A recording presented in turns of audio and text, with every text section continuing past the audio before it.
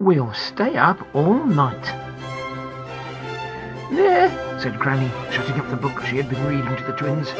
"There, that's the story finished, and it's 5 minutes after your bedtime." "Oh, we'd like another story," said Peter. "We don't feel a bit sleepy, Granny. Read us a story out of this book." And he put a big book on Granny's lap. "No, to bed you go," said Granny. "Really, I never knew such children for putting off bedtime. You're late every single night. I don't know what your mother would say if she knew." Peter and Pamela were staying with their grandma and grandpa and having a lovely time. Granny was kind and Grandpa was fun. But bedtime was just as much of a nuisance when it came as it was at home. "I should like to stay up till you go to bed, Granny," said Pamela. "I should like to stay up all night," said Peter. "Not go to bed at all. What a lovely long time we should have for playing then." "Oh, you'd soon get tired of it," said Granny, getting up. "Now, go and turn on the bath water, Peter." In half an hour's time they were in bed. Granny kissed them both good night and tucked them in comfortably. "Where's Grandpa? Isn't he going to say good night?" asked Pamela. "He's not in yet," said Granny. "He'll pop in when you're asleep. Now, no more talking." She left them each in their small beds, turned out the light and went downstairs. It was a hot night, and the twins tossed and turned, trying to find a cool place. They fell asleep at last, but woke up again later on, feeling so hot that they threw off their blankets and lay in just the sheets. "Are you awake, Pam?" asked Peter. "Oh, isn't it hot? I wish I had a bit of ice to suck." "Let's creep downstairs and get a bit out of the fridge," said Pam.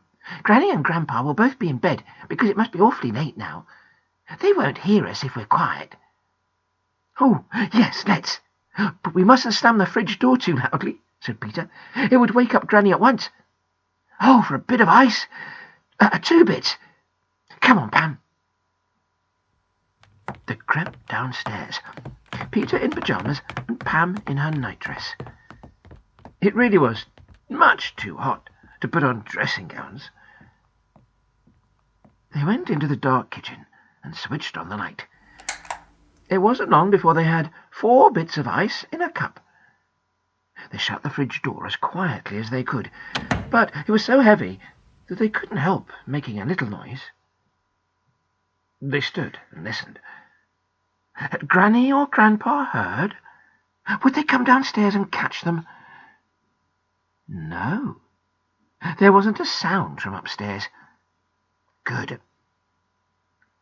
"Let's go into the sitting room and find a book to look at while we're having the ice," said Peter. So they went there and took 2 books from the bookshelf. They sat down and popped a piece of ice into their mouths. "Oh, it's almost too cold," said Pam, and took hers out again. "I say, Peter, isn't this fun? Everyone's in bed. We're the only ones up. I'm not at all sleepy, are you?" "Not a bit," said Peter. "I tell you, I could easily stay up all night. It's silly to waste so much time in bed." "Well, why don't we stay up?" said Pam. "I don't feel sleepy either. I'm wide awake. I'd like to go on with our big jigsaw, and I'd like to play with our clockwork train set." "No, that would make a noise," said Peter. "But I don't see why we shouldn't go on with the jigsaw. Granny would be awfully surprised if she saw it finished in the morning." "She might let us stay up later each night if she knew we'd been up all night long and loved it," said Pam. "Even an hour later would be something. Yes, we'll stay up all night, and we'll finish the jigsaw, and we'll read a whole book together, and—" "Well, let's do the jigsaw first," said Peter. I went to the table, where it had been left only half finished, for it was a very big one. The twins set to work on it, sucking their bits of ice, which were now very small. It was difficult to find jigsaw pieces that would fit, without Granny to help. After half an hour, Pam yawned. "Oh, why don't we do something else now?" she said. "We can go on with this later." Let's get out all your little cars and build roads for them with bricks. I'll build the road, and you build a garage." But somehow, playing games in the very middle of the night wasn't so exciting as in the daytime. For one thing, Pam kept yawning, and that made Peter yawn too. "We sound as if we're sleepy, but I'm not," said Peter, determined to stay up all night. "All the same, I think I'll have a rest from building.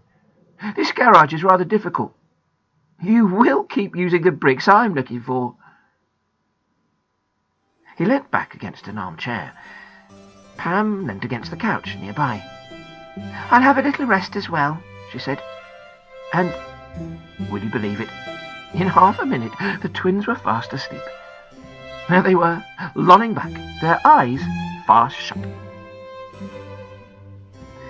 Peter didn't know how long he had been asleep when he awoke, very suddenly.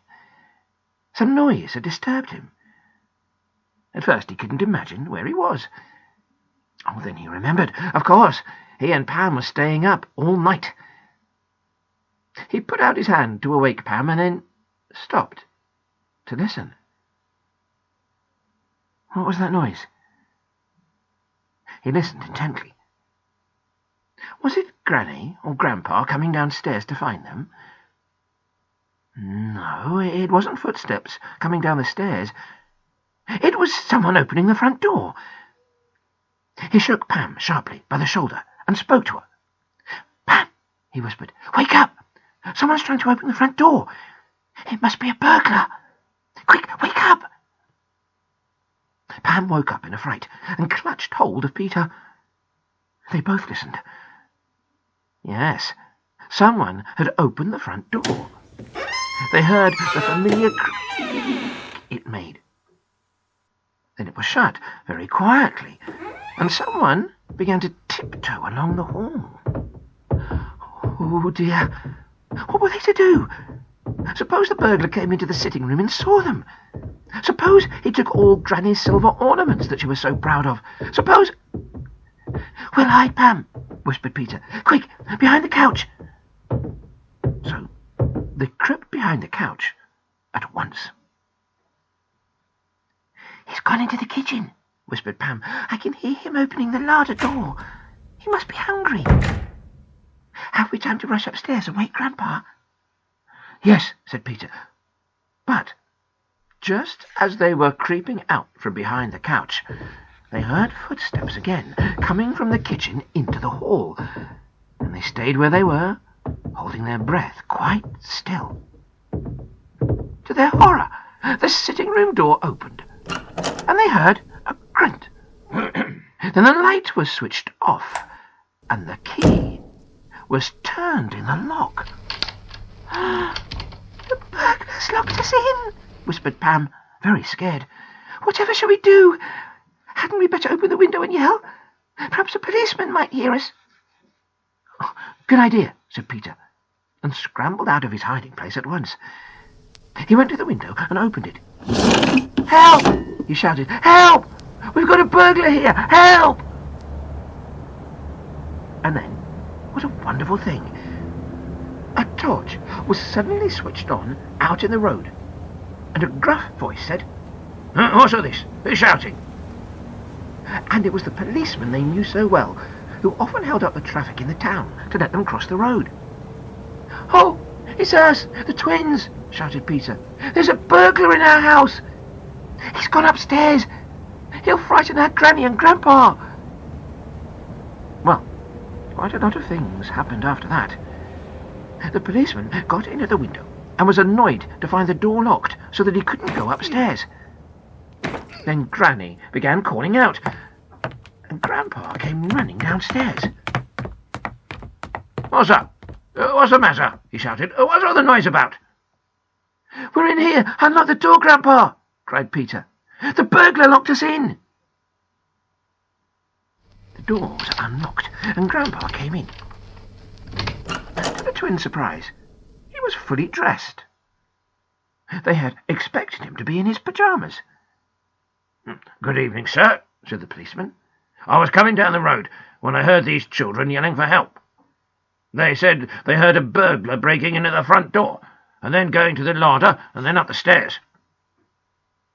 "A burglar?" said Grandpa, astonished. "What burglar?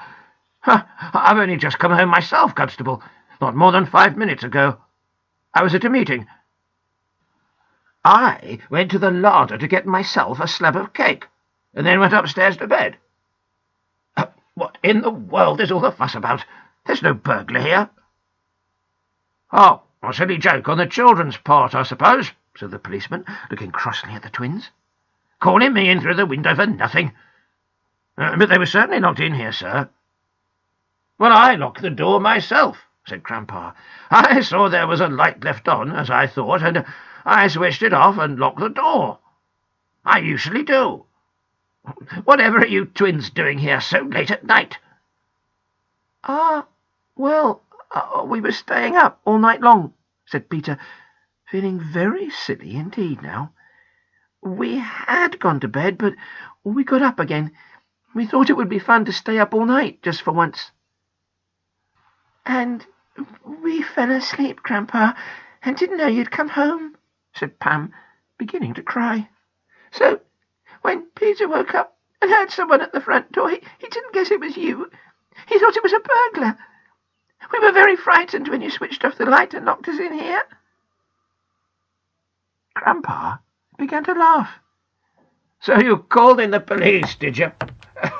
Hello, here's Granny. We've woken her up. Well, I was trying to be so quiet and not wake her." Then Granny had to be told all that had happened, and she wasn't a bit cross. She began to laugh. "Oh, you silly, ridiculous children," she said. "Apologize to the policeman and come up to bed at once."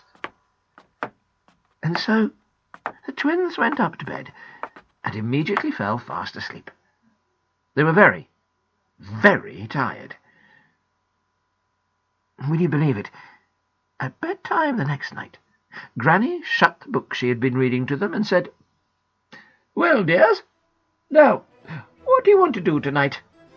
Go to bed as usual, or stay up all night?" You can guess what the twins said, can't you? Stay up all night? Oh, no thank you. Never again.